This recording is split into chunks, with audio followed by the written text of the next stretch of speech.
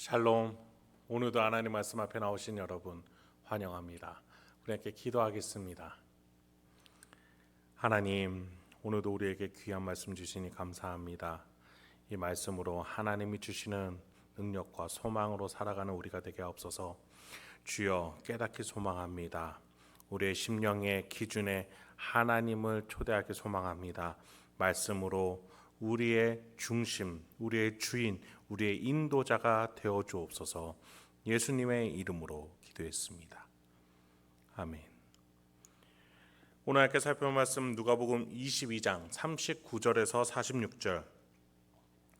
누가복음 22장 39절에서 46절까지 함께 살펴보도록 하겠습니다. 최후의 만찬을 끝내고 예수님은 이제 본격적으로 십자가에 못 박히기 위한 길을 걷고자 하십니다. 아무래도 많은 무리들이 있는 성 내에서 시작하기는 무리였던 듯 예수님은 성 밖에 감람산으로 오르십니다. 예루살렘 성 밖에 있는 작은 언덕과 같은 산이었어요. 그곳에서 기도의 시간을 가지셔요. 그런 가운데에 잡히실 때를 기다리시는 것이죠. 그렇습니다. 오늘 본문을 통해서 예수님은 우리가 위기를 어떻게 직면해야 되는지를 알려주십니다. 어떻게 닥칠 고난에 대해서 의연하게 대처해야 하는지 본을 보여주시는 것이죠. 39절부터 먼저 살펴보도록 하죠. 예수께서 나가사 습관을 따라 감람산에 가시매 제자들도 따라갔더니 그곳에 이르러 그들에게 이르시되 유혹에 빠지지 않게 기도하라 하시고 그들을 떠나 돌 던질 만큼 가서 무릎을 꿇고 기도하여. 예수님은 제자들과 함께 기도하기 위해서 최후의 만찬 자리에서 일어나서 산으로 장소를 옮기세요. 저녁 만찬을 즐긴 후에 기도의 시간이라니 좀 어색해 보입니다. 그런데 예수의 심령 안에는 지금 제자들과의 교제, 일상적인 교제가 중심이 아니라 사명이 중심이었어요. 그 식사는 보통의 식사가 아니었습니다. 그 식사 후에 예수가 이제 고난당하고 죽을 것이기 때문에 그 식사에서의 대화와 그 이후의 기도의 시간이 참으로 필요했던 것이죠. 그래서 이제 예수는 제자들에게 이렇게 말씀하세요. 유혹에 빠지지 않기 위해 기도하라. 여러분, 유혹이라는 것은 어디에서 일어나는 거예요? 우리 마음에서 일어나는 겁니다. 사탄은 제자들을 끌어내기 위해서 우리의 심령과 마음 속에 믿음을 흔들기 위해서 지금도 우리를 유혹하고 있습니다. 예수는 그 마음을 지키기 위해서 기도하라라고 제자들에게 권면하고 계시죠. 여러분, 지금은 예수가 함께 제자들을 지켜주고 계세요. 그들을 가르치고 권면하고 같이 기도하면서 그들의 마음과 심령을 지켜주고 계세요. 문제는 예수가 잠시 후면 제자들과 떨어지게 된다라는 거예요. 여러분, 우리가 가끔 신앙생활에서 슬럼프가 오거나 무의미하게 신앙생활이 느껴질 때가 있어요. 사람 때문에 상처받거나 환경이 어려워지거나 그 밖에 다른 요인들로 인해서 신앙생활이 멈춰지거나 또는 멈추고픈 생각이 들 때가 있죠. 여러분, 그런데 내가 과연 신앙생활을 멈추는 것인지에 대해서는 조금 생각해 보셔야 해요. 여러분이 숨을 쉬는 것을 멈춰본 적 있으세요? 옷 입는 것을 그만둬 본 적이 있으십니까? 우리는 아무리 힘들어도 숨은 쉬고 또 옷은 입기 마련이에요. 당연한 거기 때문이에요. 여러분, 하나님과의 교제도 마찬가지입니다. 내가 아무리 힘들고 어려운 생활이 온다 하더라도 하나님과의 교제는 멈춰지는 것이 아닙니다. 여러분이 큰 시험으로 교회 공동체에서 나올 수도 있고 성경을 읽거나 기도하는 것을 중단할 수도 있습니다. 이런 것들도 신앙생활에서 중요한 것들이기 때문에 이렇게 신앙생활에 내가 멈췄다라고 표현할 수도 있겠죠. 그런데 본질적으로 신앙생활은 내가 하는 것이 아니라 하나님이 주도적으로 나에게 다가와 관계하고 계신 그것이 신앙생활입니다.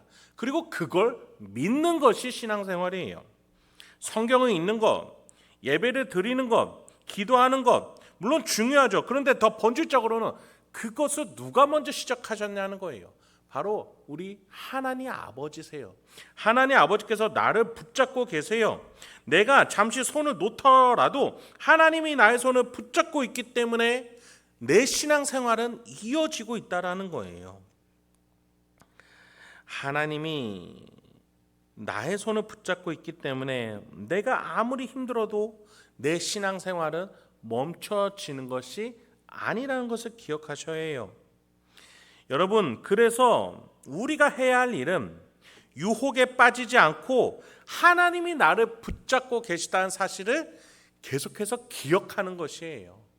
예수님이 그래서 유혹에 빠지지 않고 기도하라는 말씀은 하나님이 너희를 붙잡고 있으니 사탄이 너희들의 믿음, 하나님이 너희를 떠났다라는 믿음, 거짓된 믿음을 주려고 할 때 그것을 속지 않기 위해서 기도하고 있으라는 거예요.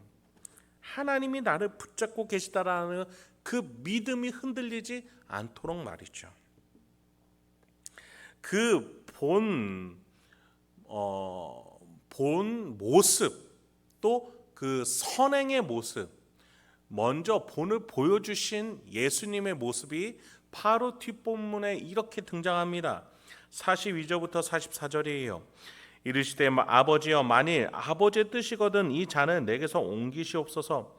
그러나 내가 내 원대로 마옵시고 아버지의 원대로 되기를 원하나이다 하시니 천사가 하늘로부터 예수께 나타나 힘을 더하더라. 예수께서 힘쓰고 애써 더욱 간절히 기도하시니 땀이 땅에 떨어지는 핏방울같이 되더라. 여러분, 여기에서 예수님의 기도를 보세요. 예수님의 힘으로 하는 신앙생활이었습니까? 아니에요. 하나님을 따라가는 기도였어요. 나의 원함이 아니라 하나님의 원함, 하나님의 방향, 하나님의 이끄심에 따라가는 기도였어요. 왜 예수님이라고 원하는 것, 욕구가 없으셨겠어요? 예수님도 이 십자가를 지기가 싫으셨어요. 아프고 힘들고 고통스럽고 수치스러우니까요. 더욱이 하나님 아버지와 법정 과정을 통해서 분리되어야 한다는 사실이 예수님께는 가장 고통스럽습니다. 자신의 원함을 그런데 죽이고 하나님을 따라가는 이 기도로 하나님을 따라가고 있는 거예요. 왜요? 하나님이 예수를 붙잡고 계시기 때문이에요. 여기서 그런데 이 따라가는 과정이 얼마나 어려웠던지 예수님이 어떻게 기도했다라고 누가는 표현합니까? 땀이 핏방울 같이 되도록, 이 표현은 우리 말로 바꿔보자면 땀이 비 오듯 했다, 이런 표현과 비슷하다라고 생각하시면 좋을 것 같아요. 예수님이 정말 격렬하게 순종하기 위해서 자신의 욕구를 버리기 위해서 이 기도 가운데 흔들리지 않기 위해서 하나님을 붙잡고 있었던 거예요. 왜 이 기도를 할 수 있어요? 하나님이 나 예수를 붙잡고 있음을 믿었기 때문에 이 기도를 하실 수 있었던 거예요.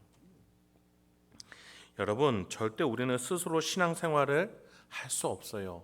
하나님이 나를 사랑하시고 나를 붙잡고 계시고 나를 가장 선한 길로 인도해 주실 거라는 믿음이 있을 때 기도가 나오고 찬양이 나오고 예배를 드리고 싶고 또 헌금을 하게 되는 거예요.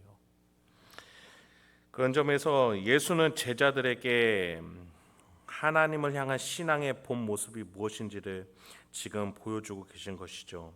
그리고 이렇게 유혹에 빠지지 않는 기도를 하라고 명하셨던 거예요. 45절부터 46절 마저 보도록 하겠습니다. 기도 후에 일어나 제자들에게 가서 슬픔으로 인하여 잠든 것을 보시고 이르시되 어찌하여 자느냐, 시험에 들지 않게 일어나 기도하라 하시니라. 예수님이 가르쳐주고 또 본을 보여주시며 경고했지만 자신의 원함을 죽이지 못한 제자들은 잠들었습니다. 예수가 긴장을 하니 제자들도 긴장을 했을 겁니다. 그러나 그들은 긴장함으로 말미암아 녹초가 돼 잠이 들고 말았네요. 그래요. 지금 예루살렘 성전으로 들어오면서부터 지금 이날까지 정말 긴박하게 수많은 일들이 일어났죠. 종교 지도자들과 논쟁이 붙고 성전을 뒤엎는 예수님 곁에서 예수님 보호하기 위해서 애썼던 제자들이었습니다. 그런데 진정으로 그들이 보살펴야 했던 것은 바로 자신들의 마음이었던 거예요. 나는 과연 예수를 따라 섬기러 하나님의 방향으로 나아갈 수 있는가? 아니면 예수가 1인자가 됐을 때 나는 몇 번째 순위에 올라갈 것인가? 그 고민 속에서 제자들은 결국에는 예수님의 그 사명의 그 길, 그 방향을 따라가지 못하고 잠들었던 것이죠. 여러분, 오늘도 우리가 믿음이 흔들리지 않도록, 나의 욕망과 욕구에 흔들리지 않도록, 더 나아가 사탄의 생각에 흔들리지 않도록 우리가 우리 자신을 하나님의 방향으로 맞출 줄 알아야겠습니다. 하나님이 여러분을 사랑하세요. 여러분의 인생을 붙잡고 인도하고 계십니다. 여러분의 신앙생활은 결코 끝나지 않습니다. 이어지고 있습니다. 우리가 오늘 기억해야 될 것은 하나님이 날 사랑하신다는 사실을 기도하며 곱씹으며 말씀 가운데 확인하며 우리의 믿음을 지켜 내가 그 믿음을 가지고 곳곳에서 살아내는 것이겠죠. 오늘도 그렇게 변함없는 하나님의 사랑으로 살아갈 줄 아는 저와 여러분들에게 소망합니다. 함께 기도하겠습니다. 하나님, 오늘도 우리에게 귀한 말씀 주시니 감사합니다.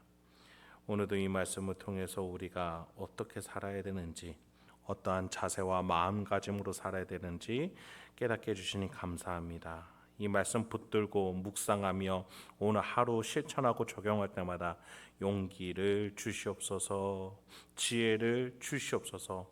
그래서 오늘 하루도 마음을 지키는 하나님의 자녀로서 예수님의 제자답게 성령이 거하시는 성전으로서 살아가게 도와주시옵소서. 예수님의 이름으로 기도했습니다. 아멘.